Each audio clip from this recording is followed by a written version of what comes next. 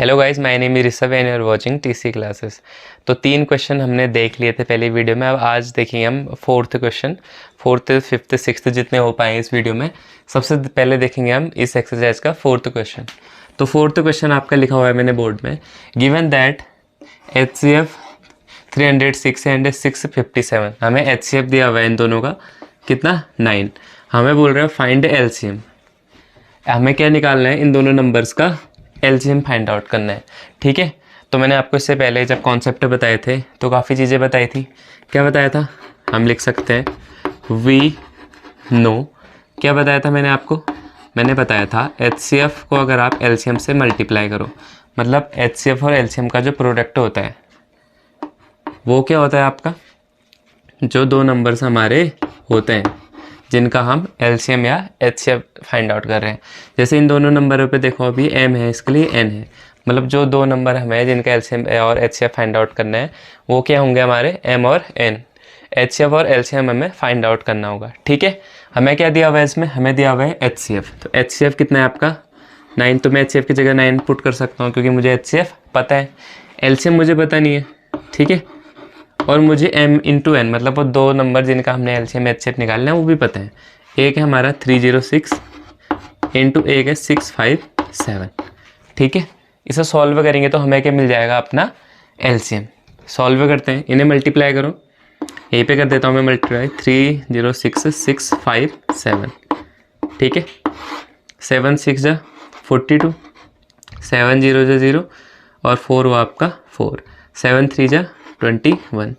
फिर सॉल्व करो 5 से, 5 6 जा 30, 5 0 जा 0 मतलब 3, 5 3 जा 15।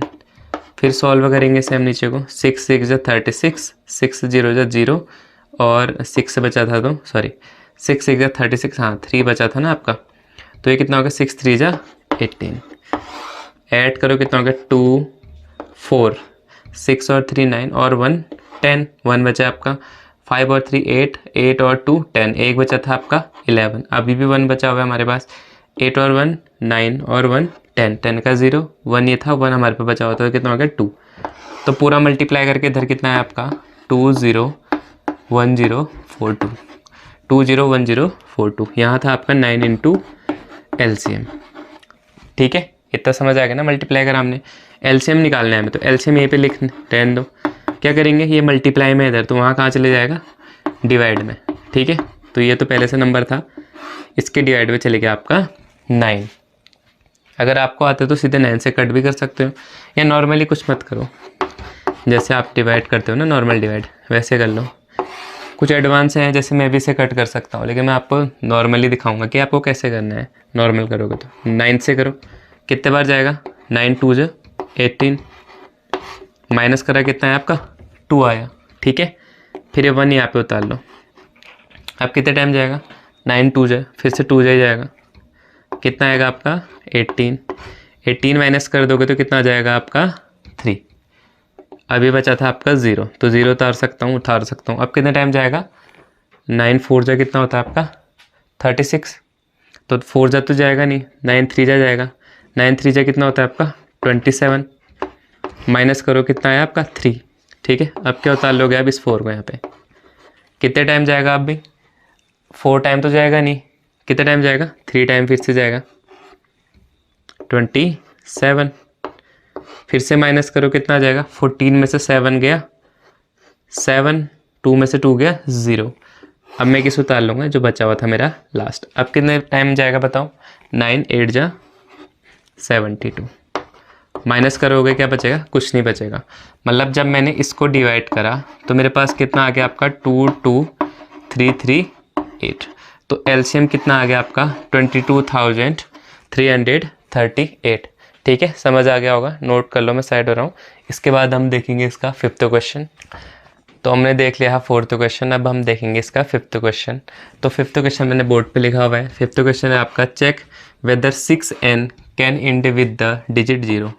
हमको एक नंबर दे रखा है और उसकी पावर दे रखी है n, और क्या बोल रहा है कैन एंड विद डिजिट 0। क्या कभी ऐसा होगा कि ये जो 6n है ये डिजिट 0 के साथ क्या होगा, एंड होगा, मतलब ख़त्म होगा। ठीक है, जैसे 6 की पावर कितनी भी हो, आगे को पढ़ लेते हैं। For any natural number n जो n है वो कोई भी नेचुरल नंबर है। नेचुरल नंबर क्या होते हैं, जो 1 से स्टार्ट होते हैं, ये ध्यान देना, ठीक है। इसका मतलब क्या कहना चाहता है कि 6 की पावर जैसे n बराबर 1 रखो, 2 रखो, 3 रखो, तो मतलब 6 की पावर बढ़ाते जाओ, नेचुरल नंबर कुछ भी रख लो, तो कब जाके क्या होगा, उसके एंड में क्या आएगा, 0 आएगा। तो सबसे पहले तो ये ध्यान रखो, जब भी किसी डिजिट के लास्ट में 0 आता है, इसका मतलब क्या होता है कि वो 10 से डिवाइड होता है, या बोल सकते हो 10 से डिविजिबल होना चाहिए। जब भी कोई नंबर, मैंने लिख रखा है यहाँ पे पहले से, if any number ends with digit 0, अगर कोई भी नंबर है आपका, कोई भी डिजिट है वो 0 से एंड होता है ना, कोई भी number, it should be divisible by 10, तो उससे 10 से डिविजिबल होना चाहिए, और it should be divisible by 2 into 5, ऐसा भी लिख सकते हो ना 10 को आप अलग अलग, अगर हम उसे प्राइम फैक्टर्स के फॉर्म पे लिखे 10 को, तो 2 into 5 मतलब उसे उसके फैक्टर में जो होंगे क्या होने चाहिए, 2 और 5 दोनों होने चाहिए प्राइम फैक्टराइजेशन में, तब जाके वो क्या होगा, 10 से डिविजिबल होगा। और जैसे 10 से डिविजिबल होगा तो वो क्या हो सकता है आपका, उसके एंड में 0 आ सकता है। तो देख लेते हैं, हमारे पास क्या 6n, तो 6n को अगर मैं प्राइम फैक्टर्स के फॉर्म पे लिखूं, तो मैं यहाँ पे लिख देता हूँ प्राइम फैक्टर्स ऑफ 6n। तो 6n के प्राइम फैक्टर लिखोगे तो क्या हो जाएंगे, 2 into 3, 2 3 जा 6 ना, दोनों प्राइम नंबर्स हैं, और इसकी पावर क्या है n। अब यहाँ पे देखो प्राइम फैक्टर्स में मैंने क्या बोला आपसे, 2 डिजिट क्या होनी चाहिए थी, एक तो 2 भी अवेलेबल होना चाहिए था, एक 5 भी अवेलेबल होना चाहिए था। जब ये दोनों डिजिट आपके इसमें अवेलेबल होते हैं तो ये क्या होता है आपका 10 से डिविजिबल हो जाता, क्योंकि 2 5 10 और से 10 से डिवाइड करता तो हो जाता ना। तो अगर जैसे जैसे इसमें 2 और 5 हो जाते तो ये 10 से डिविजिबल हो जाता, और जैसे 10 से डिविजिबल हो जाता है इसका मतलब क्या था कि जो इसकी लास्ट डिजिट थी वो क्या होती, 0 थी। बट इसमें क्या है 2 है, बट इसके साथ 3 है, 5 नहीं है। इसका मतलब क्या है कि इसकी कभी भी कि n पावर है जो आपकी 6 की, n पावर है नेचुरल नंबर्स, वो कभी भी क्या होंगे आपके 0 से एंड नहीं हो सकते हैं। क्यों नहीं हो सकते हैं, क्योंकि इनके क्या होगा आपका प्राइम फैक्टर में कभी भी 5 नहीं आएगा, ठीक है। 2 तो आ गया, बट इसके साथ आपको 5 मिल जाता तो आपका 10 से डिवाइड होता, 10 से डिवाइड होता है, इसका मतलब क्या है उसके एंड में 0 भी आ सकता है। अब यहाँ पे आप देख रहे होगे क्या है 2 और 3 है, लेकिन 5 अवेलेबल नहीं है। इसका मतलब क्या है, hence 5 is not available in prime